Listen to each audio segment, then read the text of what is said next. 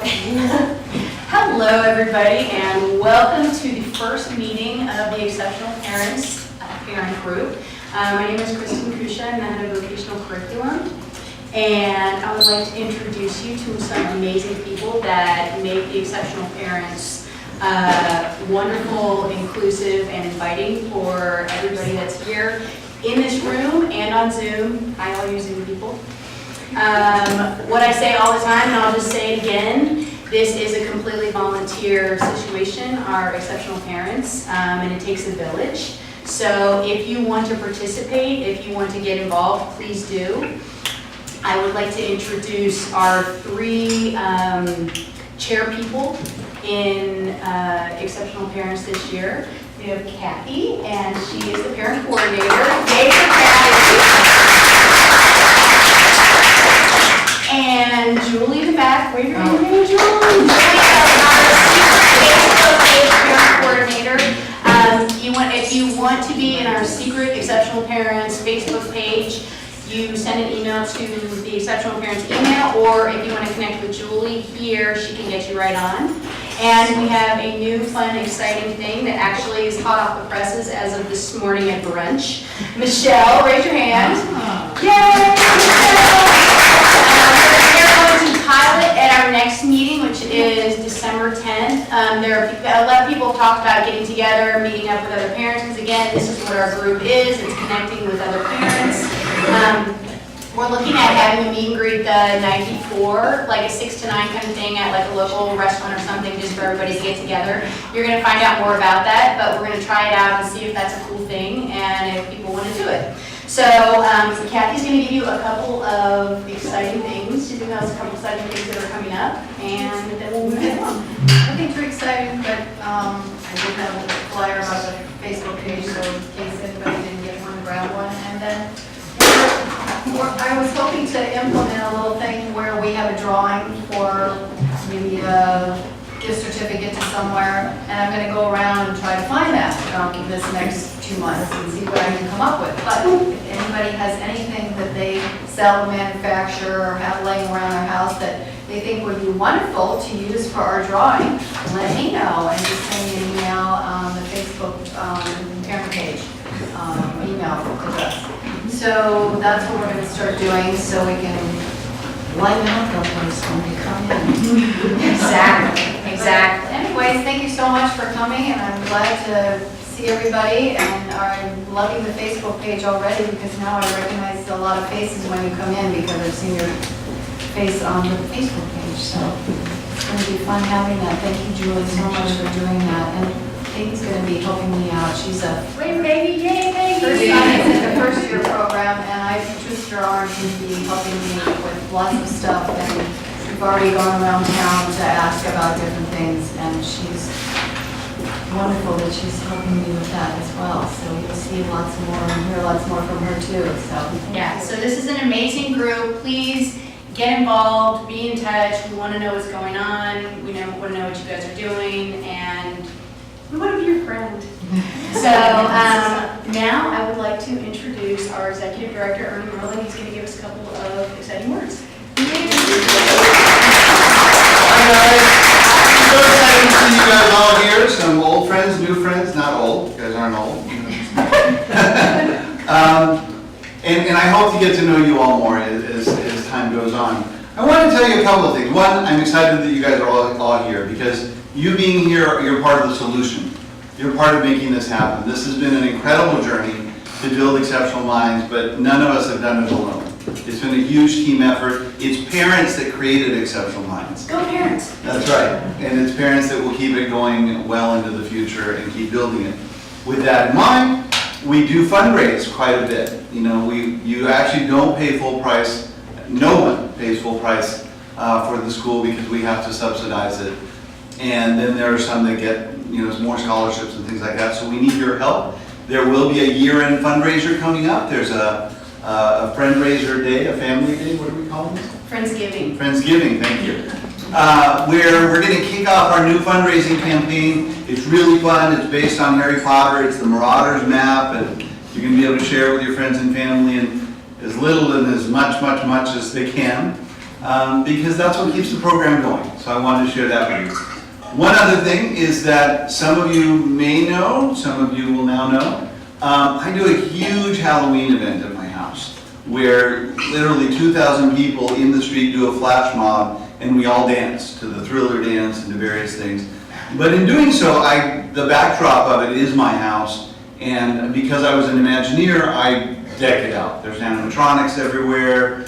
I grew a real corn maze this year that for kids to go through. Now, all of the students have been invited to it. You're not. And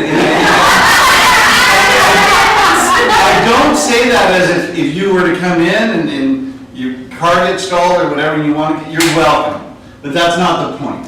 The point is that this is an incredible opportunity for them to socialize on their own, for them to be independent and not have parents around. It's a very safe environment. I actually have security guards from Paramount that patrol the area, but no one knows because they're in plain clothes. The neighborhood all knows about Exceptional Minds. So it's a very safe place for them to be.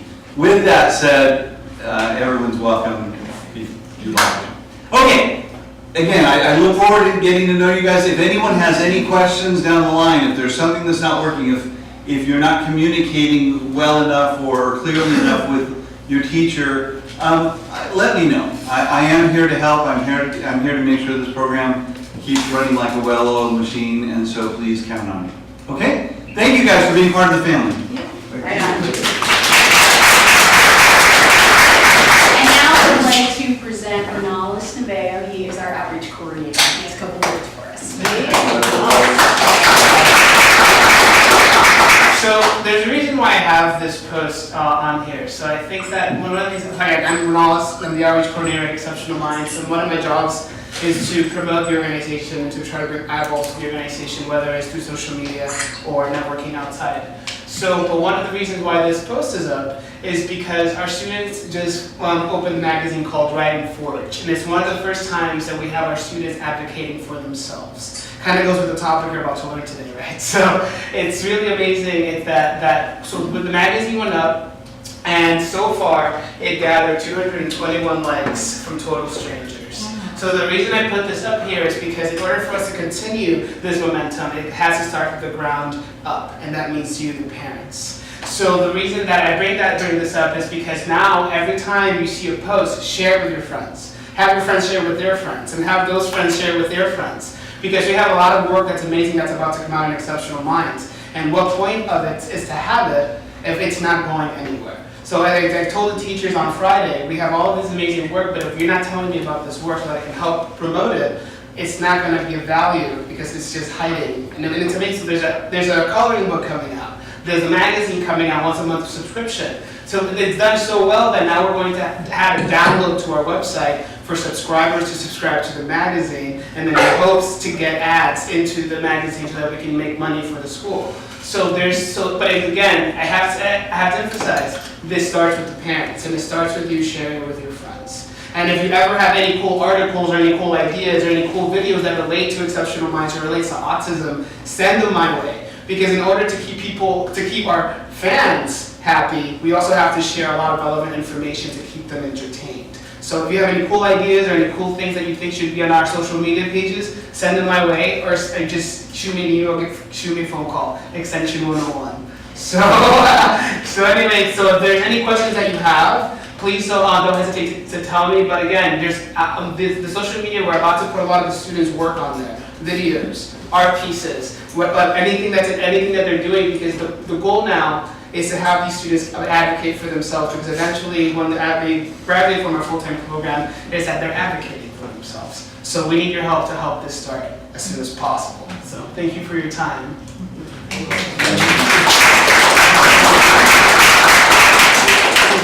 And now I have the honor of...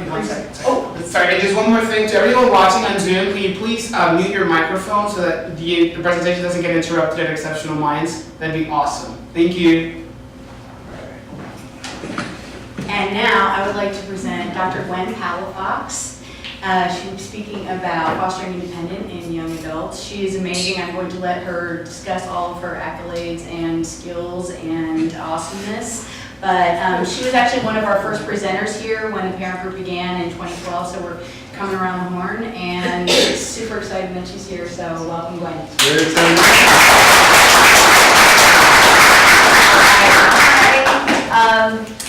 Okay, where do I even start? Okay, so what do I do? Maybe we'll start there. What do I do? So I'm a clinical psychologist. My specialty has been really fostering independence in individuals with developmental disabilities. And it started about 20 years ago when I became an in-home therapist. And so it's just kind of evolved since then. I will say now my caseload, I only treat individuals that are 16 and over, with my oldest being 54. And most of my clients being in their 20s. That's probably where most of my clients fall. I've had the privilege of working with many people for a decade, right? So my interest in fostering independence really came because I grew with my clients. And so my clients that were 10, 11, 12, 8 even, I've now seen kind of launch into their adulthood. How many of you have an adult child with a disability? Okay, so I know that's a funny question, right, because I'm at the parent group, but sometimes, how many of you are the adult child? Hey, okay, awesome, okay, all right, okay. So I will say that when I started this work, I thought early intervention was challenging. Like I thought that was where the challenge was. And as I continue to do this work, actually, this is the greatest challenge that I've ever faced as a professional. And I don't mean to say that to be scary, I mean to say that because it's real. We have a major crisis, and that crisis has to do with employment and housing. And I know that that's probably not a surprise to any of you guys because you're facing it. And so the things that I'm going to talk about, I usually give this presentation, and I usually talk about what we can do to facilitate independence early on. Because independence starts in infancy. And we don't think about it. We think about, oh my gosh, they're 16, they're 17, they're 18, what do we do now? And by that time, not that it's too late, but the skills that we needed to usher us into adulthood really needed to be solidified. And that's not always the case because we're always facing a lot of other things, right? Parents are bombarded with, taxiing to therapy, to therapy, to therapy, to therapy, finding the right school placement. There's so much on the plate that independence or this transition comes around and it becomes really a big surprise. I would say that the biggest change is what is expected out of our students or our children, which what I mean by is as they're in an IEP or they're being ushered or supported through an IEP, and everyone around them is responsible for their success and supporting their success, you shift into adulthood and now that responsibility completely shifts to the individual. Okay, so much so where there's some, college campuses that won't allow parents really on the campus. Okay, so there's this kind of there's a big shift. And so part of what I want to talk about today is how do we continue to make those small steps into independence, no matter what age your child or your adult child is at, because I don't ever feel like it's too late to do that. It can be more challenging because what I found is that you can't force an adult to do anything.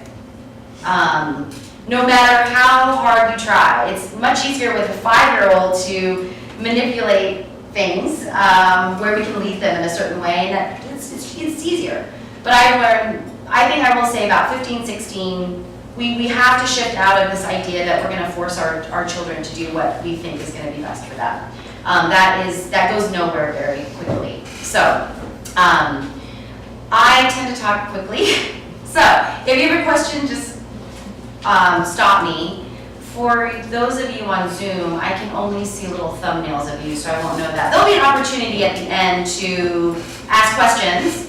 So we'll open it up and we'll unmute. We'll have you guys unmute yourselves, and then we'll go in that direction. Okay. So let's talk about. Go ahead. So let's talk about what independence is.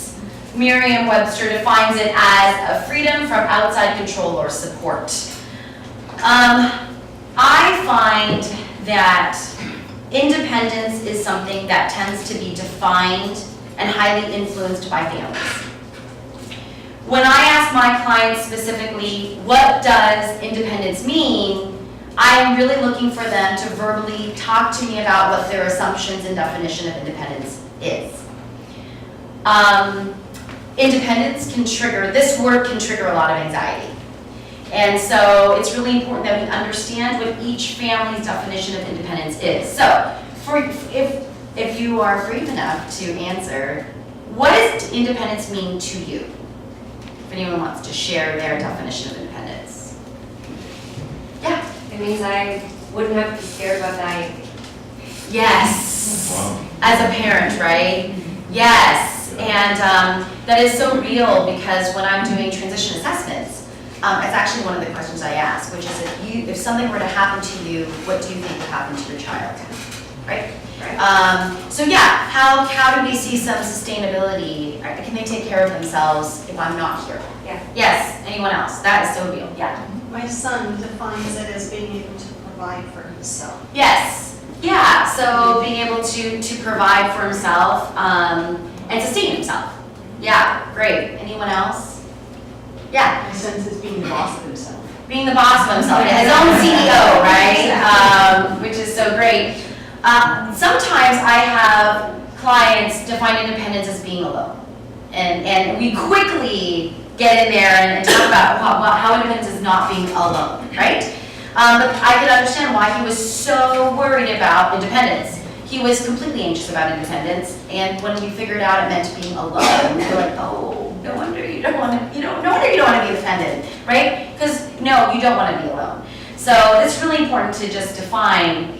I think that the biggest role that I've had, and I've had the privilege of having, is being able to healthily separate parents from their children. It happens normally in the neurotypical populations. And it's much more difficult with this population because the parent has been the executor of their child for so long. How do you transfer responsibility over to your adult child, right? In a way that you can trust that they're going to be okay. Like that is a massive job, and it's a massive challenge. And it's hard. Being a parent, I can speak for myself as a parent.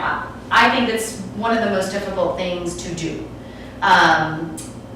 Doesn't mean we don't do it, but it is very, very challenging. All right, so my most important thing that I do when I'm talking about independence is just have a check of what it means to you. You'll find that it's a little bit different from family to family. Okay. All right. So let's talk about what, I think there's 4 cornerstones of independence. Being able to hear constructive feedback, your ability to accept help, you're accepting responsibility for your own actions. This is really important as you become an adult because only you can take responsibility for what you're doing. Following directions, rules, and guidelines, that's important from a law perspective. Daily living skills and self-care. I look at self-care and daily living skills to be kind of a crossover. I look at self-care as like eating healthily, exercising, stress management, those pieces. Daily living skills as being your other, like bathing, grooming, being able to make meals for yourself, transportation, those types of pieces. That all falls under personal accountability. That in and of itself is a huge category, right? And we'll talk more about that. We'll delve into each one of these areas more specifically. This is just, an overarching look here. Self-regulation or emotional regulation. I just think about this as self-control, right? How do I know my thoughts, emotions, and behaviors, and how do I manage them? So I'm in control of them, they are not in control of me. Even the big ones, right? Even the big emotions that we experience that are normal in life, how do we understand them, and then what do we do in response to them? I think the biggest one for me, if I could choose anyone, and if I could put all my eggs in one basket, it would be this one, which is coping with challenges and frustration. Distress tolerance is huge in what I do, and if I have a client that can tolerate distress and work through it versus avoid it, we can make lots of great things happen. But when we become hijacked by negative emotions, that is actually when we tend to not be able to help, really, not be in a position to help this person. Okay.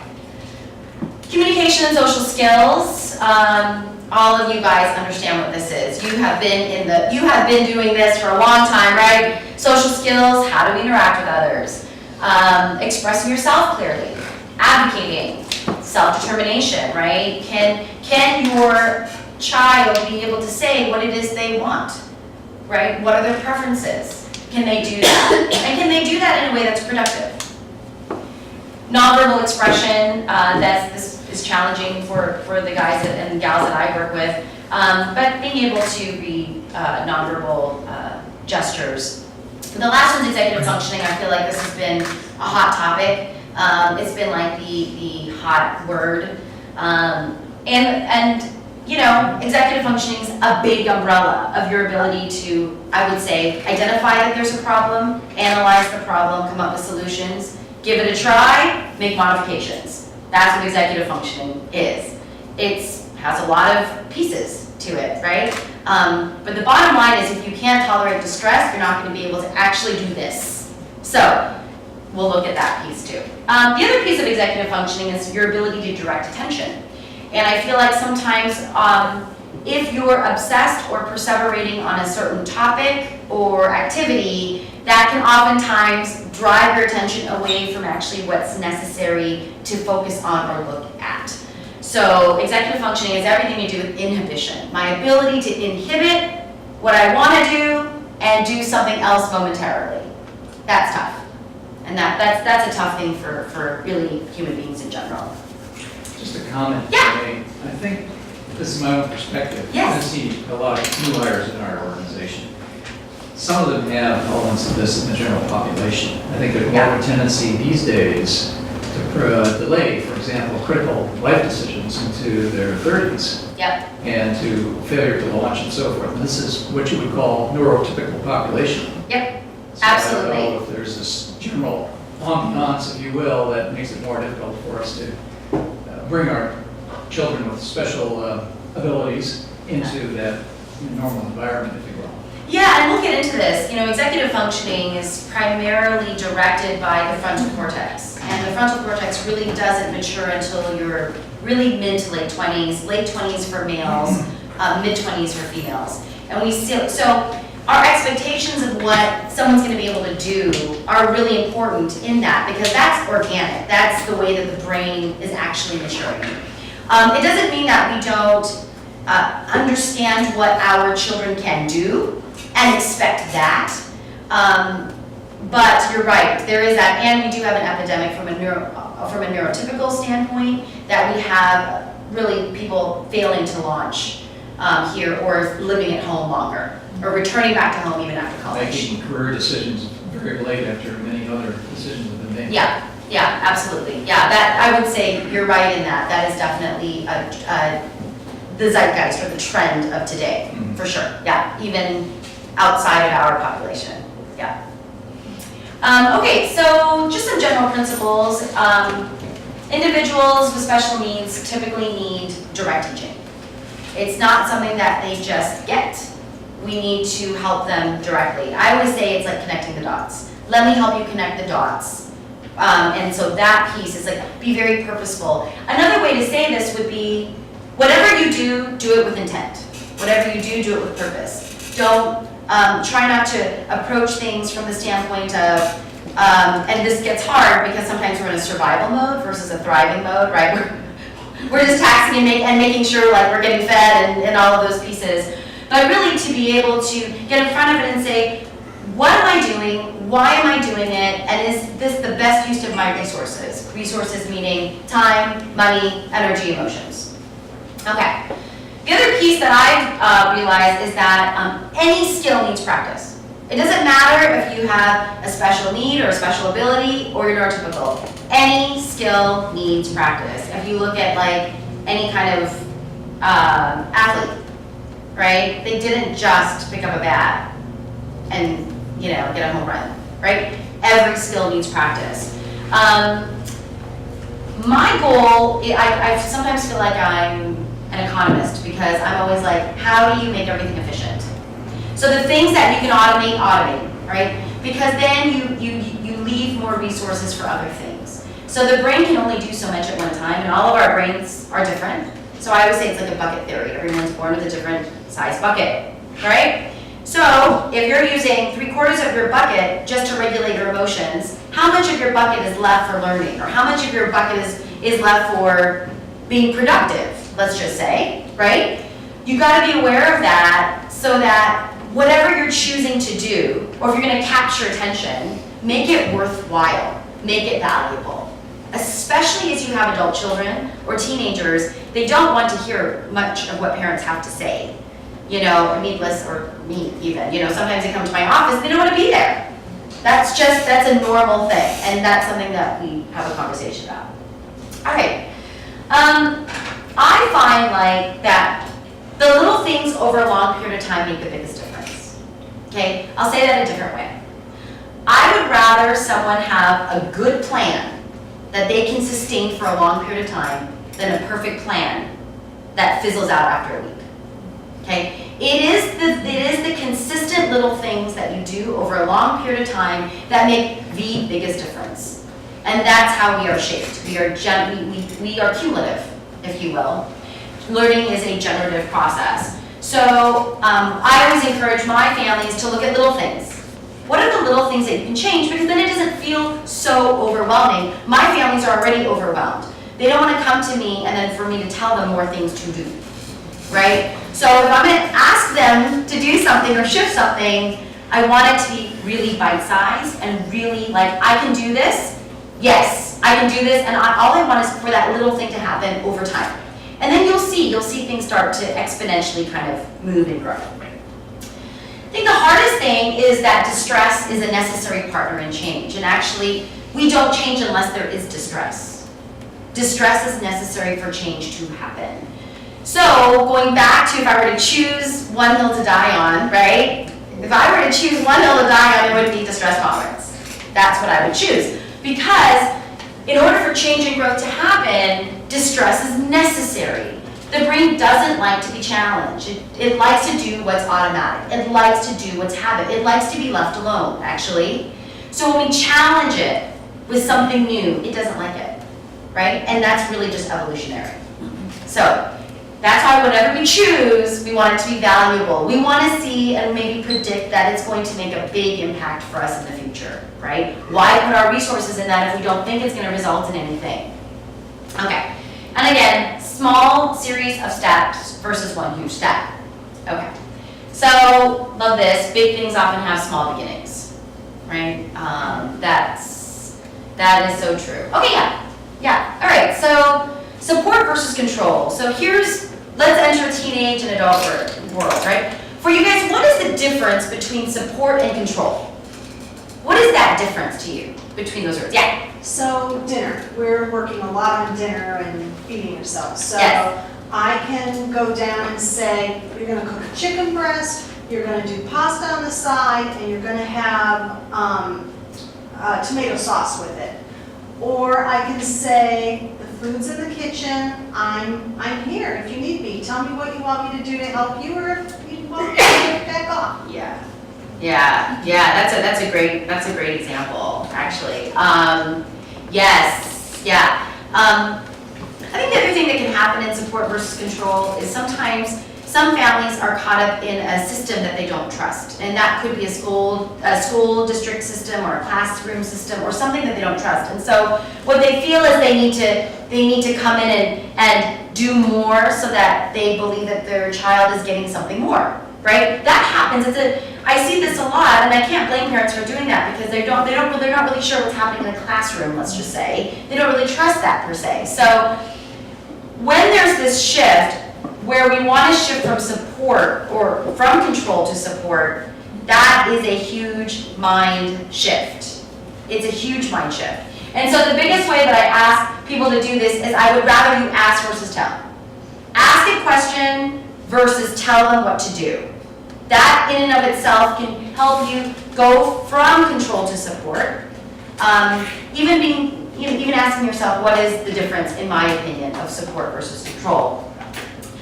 The other thing I say, this really, I really mean this when it comes to homework, is only one person in a family can worry at a time. So when I have a mom, typically, worrying about homework, I typically have a client who doesn't worry at all about homework. Right?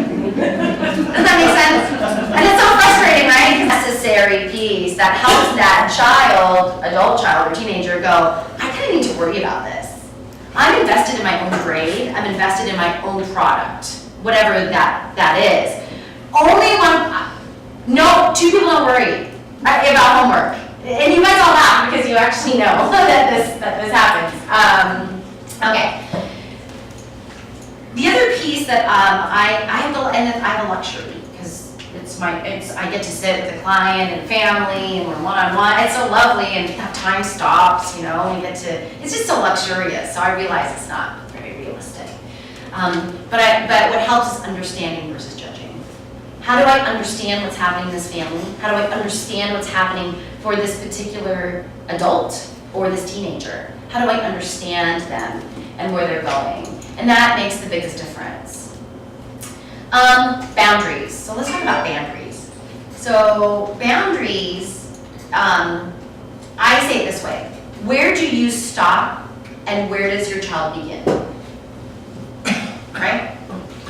There needs to be something kind of distinct there, right? So where do I stop as a mom and start and begin as a mom? Where does my child start and begin as my child, right? How do I see them to be separate? So we do a lot of exercises with this in my office.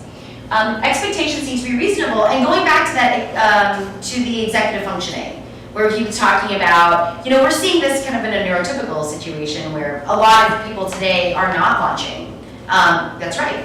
That's what's happening right now. And so we just want to be reasonable with our expectations. And I always say, don't do for your kid what they can do for themselves. That's maybe one of the biggest shifts. Okay. So let's talk about personal accountability and how do we foster personal accountability in our children. Clearly set and enforce rules. How many of you struggle with the use of technology in your home?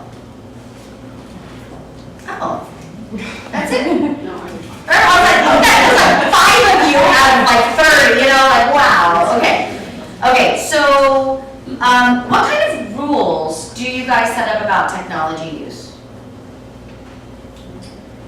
No rules, okay? We have his computer just shuts off at midnight. Done. The computer does it by itself. Yeah. So it's a hard stop. But he's living independently kind of. Yeah. I'm there, so that was one of the agreements we had, was that we didn't want him on the computer all night long out there, so we just said, you have to get what you need to finished, done by midnight, and it goes off. And it goes off. Yep. Anyone else? Anyone else have different ways? Yeah. No TV on school mornings, but he can play his iPad. So I'm struggling with limiting how much time is spent on the iPad, but it does come after homework, shower, dinner, at the end. Mm-hmm. Work first, play Yeah, after. not at the table, not in the car. Yep. So some environmentally defined rules about where we're the use of technology. Yep.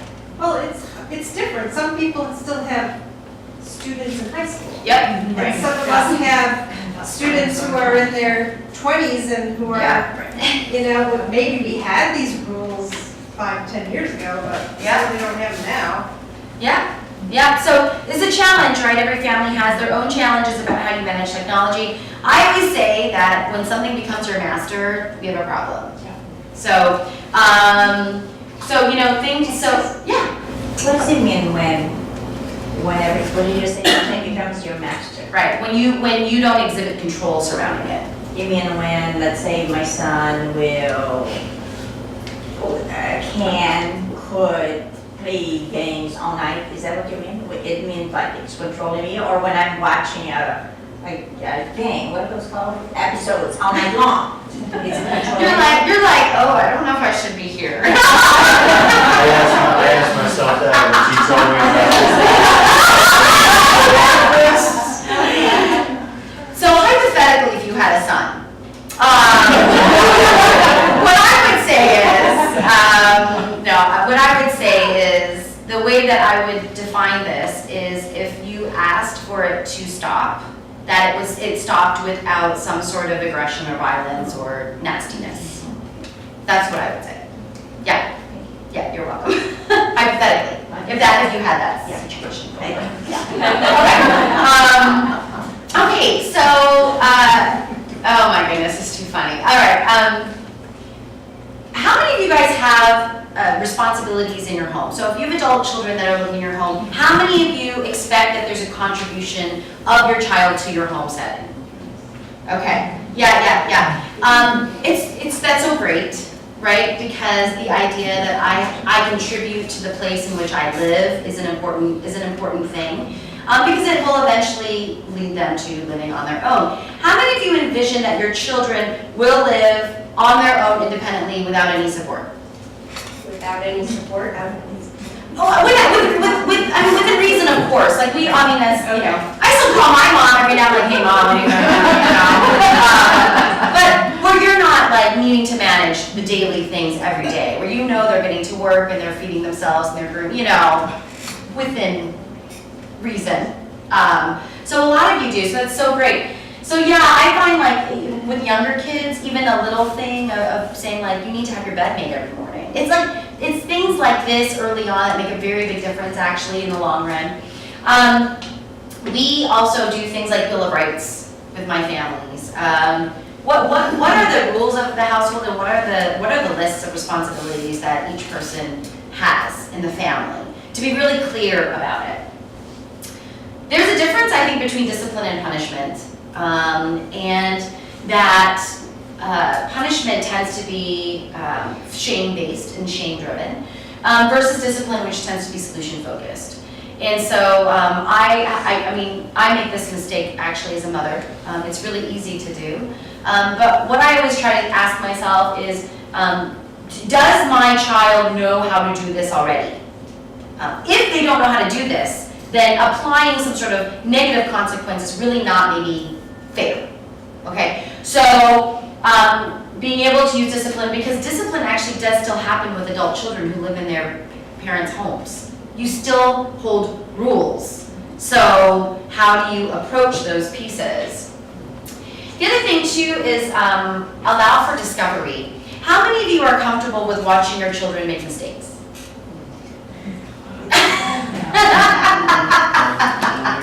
It's super hard, right? I think it's really hard. What is the inclination? So I always find like my parents fall in two categories. One, action parents.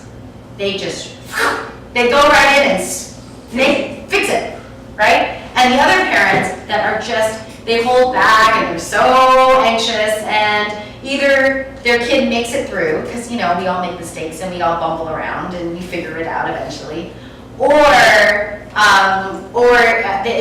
something really quirky, funky happens, like they have a fight about taking out the garbage. And it's like this massive fight, right? Like, what has been happening though, regularly, and we can talk about that.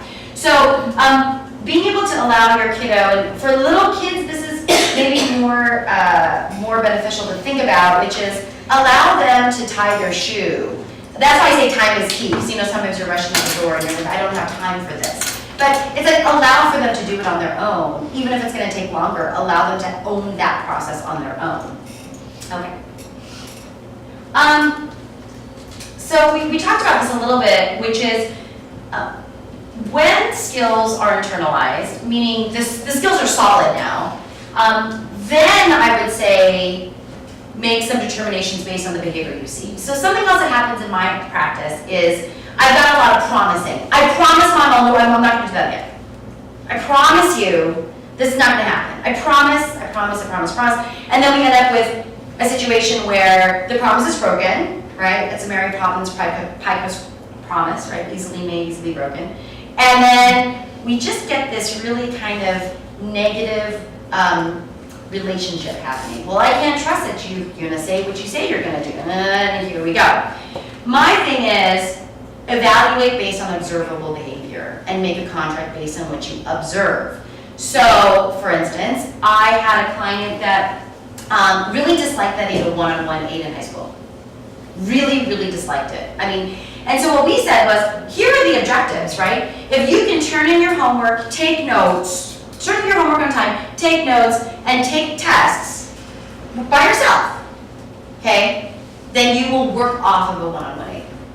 So we were talking, so instead of us arguing about whether he should have one or not, we just went straight to action, right? And so what we did is we just created this situation where we wrote out the behaviors, we wrote out what we were wanting to see, and then we evaluated it in these very, very distinct times, right? 1 week later, we all met. How's it going? Oh, you're doing great. Okay.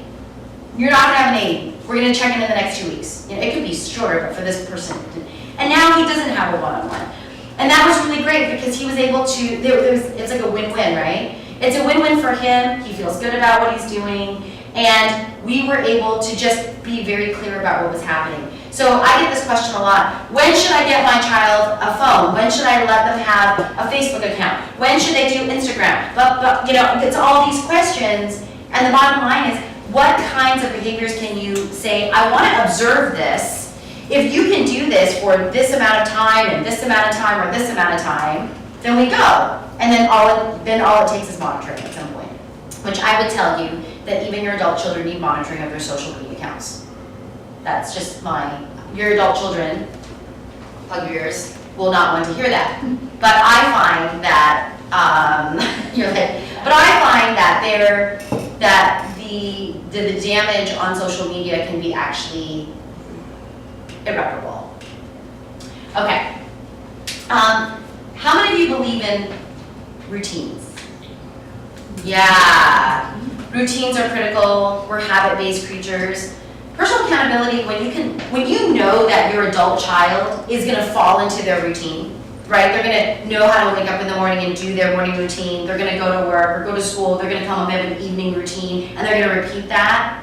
That kind of consistency is really, really great for a parent to be able to trust that their adult child is moving on. So I am a big fan of routines. I'd say offer choices, and this goes down to, do you want broccoli or peas? Which one would you like? Neither. No, you have to pick one, you get to pick. Everyone knows these things, right? Healthy eating habits, regular exercise, stress management. How many of your adult children engage in regular exercise? For how many of you is that because you created a rule or an expectation that was supposed to happen? Okay. I would say that from an emotional standpoint, regular exercise is a mandatory thing. I won't even go into depression or anxiety management if I don't have someone committed to an exercise regimen. So, yeah. My daughter goes to the gym every single day. She loves going, she hates not going. Yeah. But lately she's been doing really good in some other areas, and now she feels like she can't go to the gym. She goes to the gym and gets overwhelmed. It's almost like she can't do too many things perfect, you know what I mean? She likes to do things really perfect, and so now this is going really well, but now going to the gym is becoming overwhelming. So I don't know how to fix that. Oh, yeah, and we might be able to talk about that separately. I would say that going back to the exercise piece, exercise, I find, is one of the things that I encourage parents to put in their Bill of Rights as an expectation that occurs, because it is one of those things that creates more stability in the emotional realm. And for those of you that are shaking your heads, for all of us, not just for our children, for all of us, to be able to engage in regular exercise. The other piece is, how many of your kids, adult children, have good stress management coping strategies or strategies? Do they get stressed? Yeah, because there's demands, right? Of course. So how do you guys help your adult children with stress management?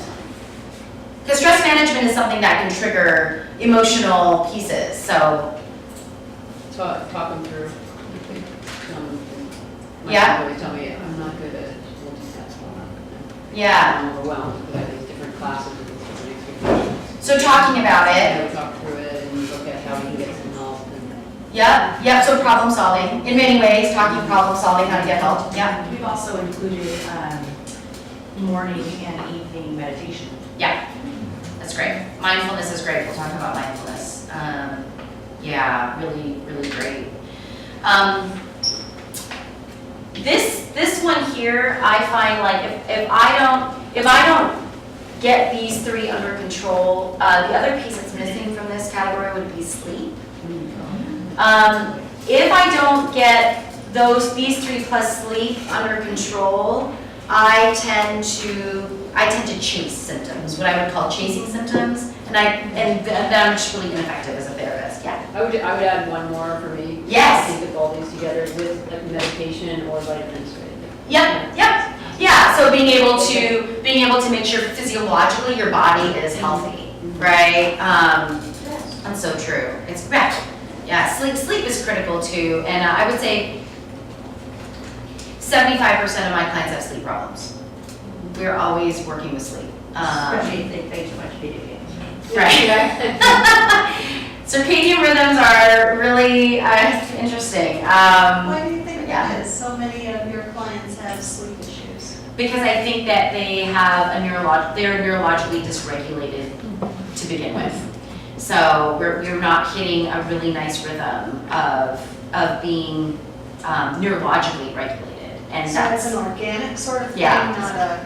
Yeah. I think there's a lot of things that happen that exacerbate that. Chaos, and when you're out of routine, never. I will say routine is critical for my guys, especially my adults. If my adults fall out of routine, I see things kind of snowball, or there's a domino effect to that, for sure. Yeah. What's generally the number one thing where they have an inability to shut off? That affects sleep a lot, like an inability just to, whatever it is, you know, he's thinking about or doing, you know, to shut it off. You know, what helps to just shut it off? Because that's the big thing for sleep for us. Yeah, and so what you're talking about is intrusive thinking, what we would call intrusive thinking, thinking that you can't shut down. And sometimes it depends on the quality of that intrusive thinking, like if it's negatively driven, right? I'm not good at anything, I can't do anything, or it could be anxiously driven, I'm really worried about what if. In those moments, being able to redirect the mind to calm itself is actually really critical. There isn't one great thing. I will say the things that lead to the ability to control that, and that's a life skill that your child will really need to learn, will be one, what contributes to that thinking, right? What are the things that engage? So for my clients, my recommendation is 1 to 2 hours before bed, no screen time. And we just see that in research all over the place, that being on screens that close to bed inevitably inhibit the ability to go to bed. So there's that piece. The other piece is, are they getting good exercise? Is the energy going somewhere? Which is good. The other piece is really looking at medication management. If they're on medication, really looking at medication management and making sure that the medication itself isn't leading to problems with sleep. That's another piece. Kids that are on ADHD medication can experience some of those pieces. So being able to look at those and just having a nighttime or a bedtime routine that basically is a turn down. To engage in that is really helpful. But intrusive thinking is really challenging too. It's the most challenging thing I think I probably face when I'm dealing with depression or anxiety. Yeah. So I would just say that our daughter definitely really likes the screen before she goes to sleep. It's the only thing that can get her to a place where she can then... Do you know what she's doing online? Watches YouTube videos. Yeah. She's in the YouTube. Yeah, I mean, it's like the mid-classes and all. good at, when she knows that she wants to go to sleep, she will turn the light down and then she'll watch kind of wildlife documentaries. Oh, yeah, yeah. Yeah, That's just like something a that will take her. calming voice. See, in that way, like, I think that's adaptive. Like, if you find, like, she's already making modifications and compensations to turn the brain down, to get that wind down routine happening. You know, it's like when they were small kids, how many of you had bedtime routines? Where you had maybe dinner, a warm bath, a story, you know, like, and you did the same thing. And by the time you got to the story, you had yawning children. Like, we still do the same thing. We all actually do the same thing. There are techniques, though, to help promote sleep, and that's actually I've done a sleep presentation, it's totally separate from this, because we could do a whole talk about sleep. But there's all these, it's called sleep hygiene. If you guys wanted to look that up, you could look up sleep hygiene, and it would help, you know, talk about the ways to wind things down. But if you find that she's winding herself down based on that, and it's reasonable, like, I wouldn't have a problem with that. It's when it's not reasonable. It's when they can't shut it off, and you find out they haven't slept actually all night, and now it's interfering with life. You know, that's when I would say, ooh, we need to look at that. But when it's something like that, and she's like, oh, I know I'm going to turn down lights, you know, I'm going to start to watch more calming, soothing things, like, you know, it's harder to turn off the brain when it's exposed to the screen. Yeah. I mean, all our products are starting to use software about this, right? Yeah. Reducing blue light, changing blue light frequencies, all these light frequencies to help this situation. So, all right. So we're gonna. How much time do we have? Okay, we're good. Okay. So here we are. Self-determination. This is like a long list, but let's just go through them, and maybe we can just go through it together. You can ask yourself if your adult child has these things, right? All household maintenance, and I don't mean like, you know, fixing the toilet that is like sprung the hugest leak of all time, right? I'm not talking about that, but can they plunge it? You know what I'm saying? Like, it's that kind of stuff, right? Preparing meals from grocery list to eating, making appointments for health and medical appointments, transferring from pediatric to adult practitioners, mobility and transportation, being on time to your appointments, and keeping schedules. Those are the things that we look at for independent adults. Following the law. I know it sounds obvious, but some of my clients didn't know that some of the things they were doing were against the law, right? So I have to educate them, right? Because when the FBI comes knocking on your door, which has happened to some of my clients, we find out really fast that what they were doing was illegal. Okay? All right. YouTube is a really interesting thing because YouTube can give tutorials for things that can get you into trouble. So, you know, it's a whole other DIY movement that I'm not a huge fan of. All right. Abiding by the rules in the community. The other thing here is taking pride in work products. And you guys, are your adult children here at Exceptional Minds? All of them are. So you probably see this already. Taking pride in what they do. There's something that can't be taken from them when that happens, and that's purely on their own. Self-advocacy, self-esteem is only built on the truth, and it's only built on independence. It's never given. You can't, if you just were to take someone and say, you are great, you're the best, you've done a great job, but it does nothing. What makes the biggest difference is when somebody does something that was challenging, they overcame something, and they know, and they worked at it. That is what truly builds self-esteem. And so that's why my rule of never do for your child what they can do for themselves is critical, because if you continue to prompt or overly support, you steal that, right? And the message that you give inadvertently is, I don't think you can do this. So it's a really tricky thing, but I always say self-esteem is built on the truth. So make sure you are letting your children own their own action.